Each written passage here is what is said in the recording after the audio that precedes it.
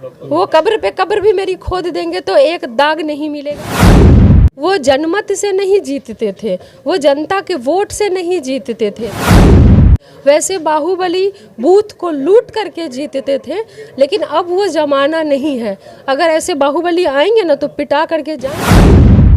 महात्मा गांधी जी से ही हमने सीखा है, राष्ट्रपिता है, हमने उनसे ही सीखा है। हमने नेल्सन मंडेला से सीखा, हमने गांधी को पढ़ाया।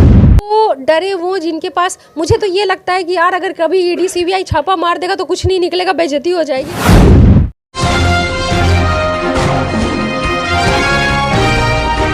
नमस्कार, मैं हूं लालन सिन्हा और आप देख रहे हैं न्यूज़ 0 किलोमीटर।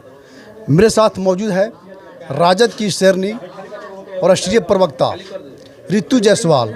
स्वागत है मैडम आपका। जी बहुत धन्यवाद। आप जो है अपने हाथ में भी जो है अपनी पंचायत का नाम भी लिखवाई है, तो ये साबित करता है कि अपने पंचायत के लोगों से और पंचायत कितना मोहब्बत करती हैं आप। शिवहर के लोगों की उम्मीद पर जो है खरा उतरेंगी आप?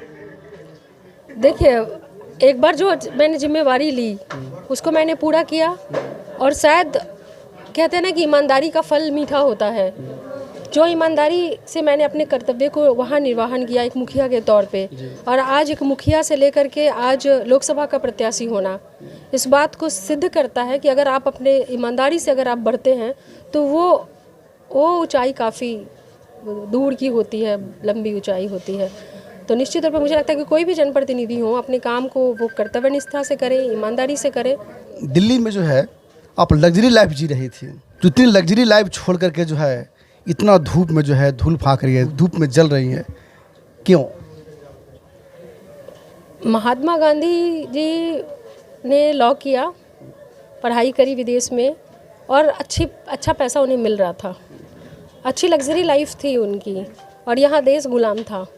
अगर वो अपनी लाइफ नहीं छोड़ते और यहीं आकर के चंपारण से सत्याग्रह नहीं करते तो आज देश को आज़ादी नहीं मिलती। तो अगर हर व्यक्ति ये सोचे कि मैं अपनी लाइफ को, लग्जरियस लाइफ को क्यों छोड़ूं, और जो लोग छोड़ते हैं अपनी लाइफ को, जो दूसरों की खुशी को अपना खुशी और दूसरे के गम को अपना गम बनाते हैं, मुझे लगता है कि उनको लाइफ में और कोई बढ़ने से कोई रोक नहीं सकता है। महात्मा गांधी जी से ही हमने सीखा है, राष्ट्रपिता है, हमने उनसे ही सीखा है। हमने नेल्सन मंडेला से सीखा, हमने गांधी को पढ़ा है। तो हमें लगता है कि हम जितना करते हैं ना उसे बहुत ज़्यादा हमें मिलता है, बहुत ज़्यादा।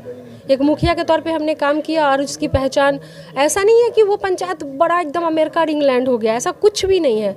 लेकिन हाँ, जिस जगह पे जाने के लिए बाकी पंचायत की तुलना में तो अच्छा होगा। नहीं, अभी भी बहुत पीछे है। लेकिन जो जहाँ वो इतना पिछड़ा पंचायत था ना कि आप इमेजिन नहीं कर सकते कि इस ज़माने में ऐसा हो सकता है। वहाँ पे अगर कोई मर रहा है, सांप काट लिया, हार्ट अटैक आ गया, कोई किस तरह का ऐसा कॉम्प्लिकेशन हो गया, तो बाहर निकलने के रास्ते 4 से 5 महीने बंद रहते थे। लेकिन आज ऐसी कोई जगह नहीं है जहाँ एम्बुलेंस नहीं पहुँच सकती। बस इतना ही किया है मैंने, जबकि उस लड़ाई ऐसी रही कि वो सड़क 3 बार टूटी, और मेरी लड़ाई बिहार सरकार से हुई कि हर बार टूटेगा तो हर बार हम थोड़ी बनवाएंगे, ये टेंडर तो इतने सालों का होता है। लेकिन उनको करना पड़ा, और तब जाके तीसरी बार में वो एक अलग कहानी है वो उसकी। तो एक बेसिक जो जीवन के लिए ज़रूरी है कि आपका सड़क हो, आपके पास पीने का पानी हो स्वच्छ, उन सब बेसिक चीज़ों से भी वो पंचायत बहुत दूर था। अक्सर ये देखा गया है लोकसभा चुनाव में बाहुबली लोग, दबंग लोग जो है को जनता अक्सर चुनती है।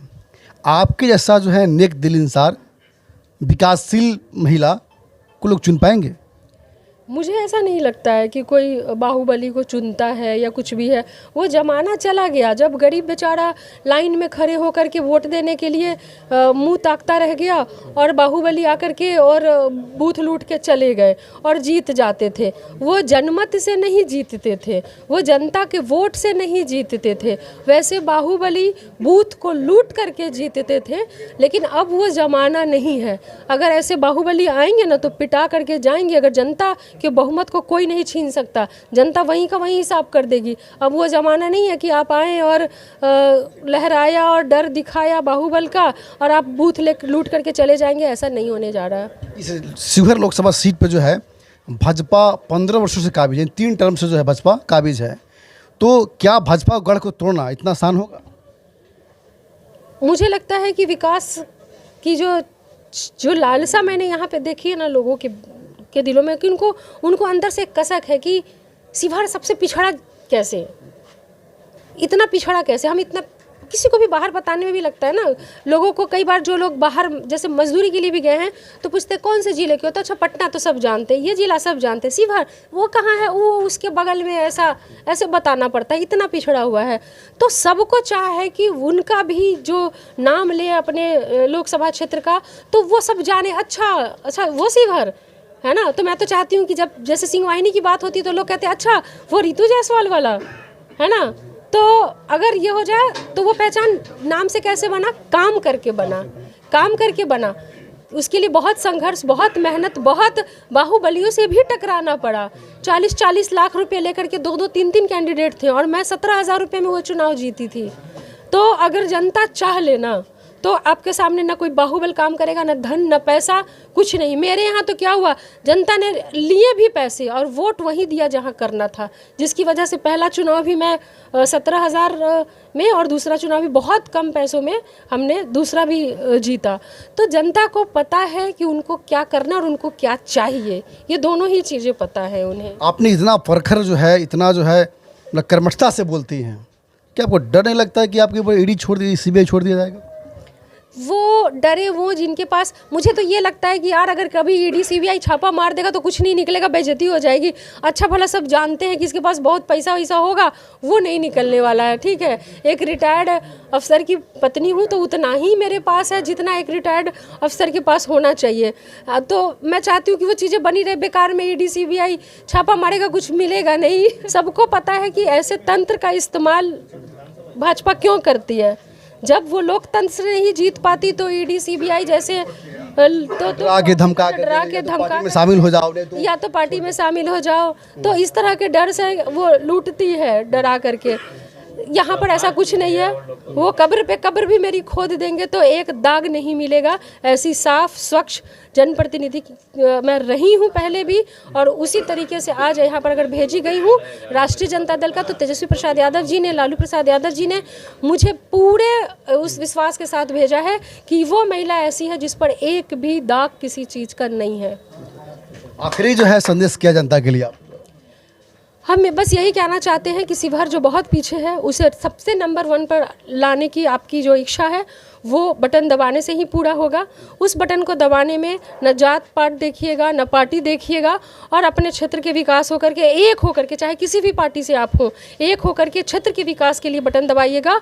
अपराध को नहीं जन्म देने के लिए, अपराध को पनपने से पहले उखाड़ फेंक देने के लिए आपका बटन होना चाहिए। तो मैं यही देना चाहती हूँ कि कोई डरने की आवश्यकता नहीं है। और शिवहर के विकास के लिए मैं तो घूम रही हूँ, मैं देख रही हूँ कि तमाम जो कहते थे कि हम भाजपा के थे, वो भी कह रहे हैं कि शिवहर के विकास के लिए हम आप रितु जायसवाल के साथ हैं। जदयू कह रहा है कि ये कहाँ से आ गया एकाएक, हाँ ये एकाएक कहाँ से आ गया, ये आया फिर जाएगा। वो ये कह रहे हैं कि जिसका बेटा जिस पार्टी में है और वो वोट मांग रहा है किसी और के लिए, हाँ, तो इनकी माँ आकर के क्या करेंगे, इनके पिताजी के क्या कारनामे रहे हैं, ये तो पूरी शिवहर की जनता देख रही है ना। तो कभी भी शिवहर की जनता अपराध को स्वीकार नहीं करेगी। शिवहर की जनता मोहब्बत को स्वीकार करेगी, शिवहर की जनता विकास को स्वीकार करेगी, और शिवहर की जनता अपराध को पनपने नहीं देगी। तो मैं शिवहर की जनता से कहना चाहती हूँ कि लीडर होकर के वोट करिएगा और साथ दीजिएगा। हाँ जी, रुकिए, जाने से पहले मेरे चैनल को लाइक करें, सब्सक्राइब करें और बेल आइकन जरूर दबाएं ताकि कोई भी मेरा न्यूज़ सबसे पहले आप तक पहुँचता रहे। धन्यवाद।